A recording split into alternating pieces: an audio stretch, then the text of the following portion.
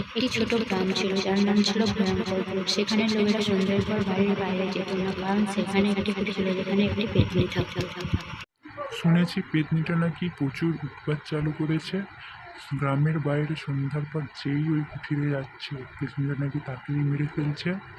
তোমাদেরকে বলে দিচ্ছি, সন্ধ্যার পর ওই কুঠিরের দিকে কেউ যাবে না, কেউ বাড়ির বাইরে সন্ধ্যার পর বেরোবে না। বিশেষ করে রোহান, তোমাকে বলছি, তুমি একদম বাড়ির বাইরে যাবে না সন্ধ্যার পর।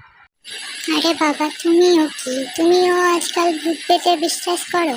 এই পেতনি টেতনি বলে কিচ্ছু হয় না। আর সন্ধ্যার পর আমি একদিন গিয়ে দেখাবো যে এই গ্রামে কোনো পেতনি টেতনি বলে কিচ্ছু হয় না, ঠিক আছে?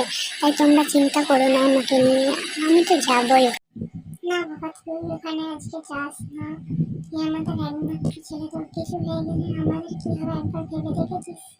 জানি তোরা আজকালকার ছেলে মেয়ে, তোরা এইসব পেতনি কথায় বিশ্বাস করছিস, কিন্তু আমার কথা রাখতে তুই ওখানে যাস না। দয়া করে শোন আমার কথা।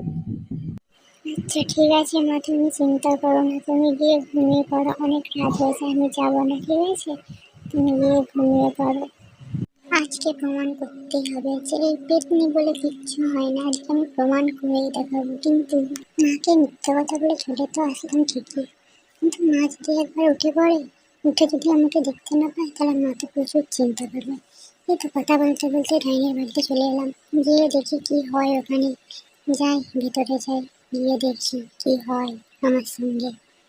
আজ প্রমাণ করবো। এই এই কে রে তুই? তুই কে? তুই জানিস না আমার বাড়িতে সব পারুন, আমার বাড়িতে যেই এসেছে সেই মরেছে। তোর কি নিজের প্রাণে মায়া দয়া নেই?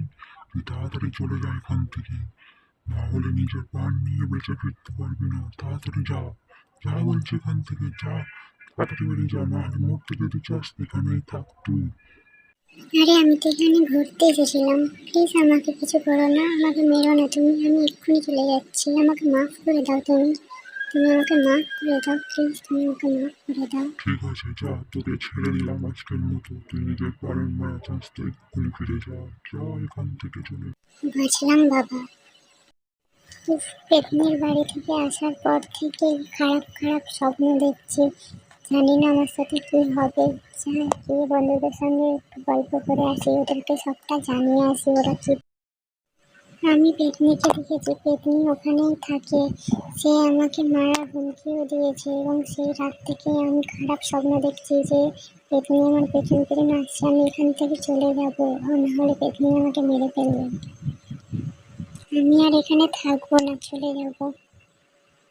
কি সব উল্টোপাল্টা কথা বলছো তুমি? তুমি একদম মিথ্যে কথা বলো না। পেতনি টেতনি বলে কিচ্ছু হয় না, তাই তুমি আমাকে বোকা বানানোর চেষ্টা করো না। তুমি ওইগুলো দুঃস্বপ্ন দেখেছো। দেখো, আমি মিথ্যে কথা বলছি না, সত্যি কথা বলছি। আমার কথা বিশ্বাস করো তোমরা। তোমরা আমার কথা বিশ্বাস করো, তোমরা এভাবে আমার কথার মজা বানিও না। তোমরা এভাবে নিচো না, প্লিজ প্লিজ আমার কথা শোনো তোমরা, প্লিজ প্লিজ আমার কথা। হাই হাই, এ কি হলো? ওই পেতনিটা আমার ছেলেটাকে নিয়ে গেল, আমার একমাত্র ছেলেটাকে নিয়ে গেল। এবার আমাদের কি হবে? আমার একমাত্র ছেলে। গ্রামের লোকেরা বলল পেতনি রোহনকে মেরে ফেলেছে। আর এইভাবে ভয়ঙ্করপুর গ্রামের লোকেরা সন্ধ্যার পর পেতনির ভয়ে বাড়ির বাইরে যেত।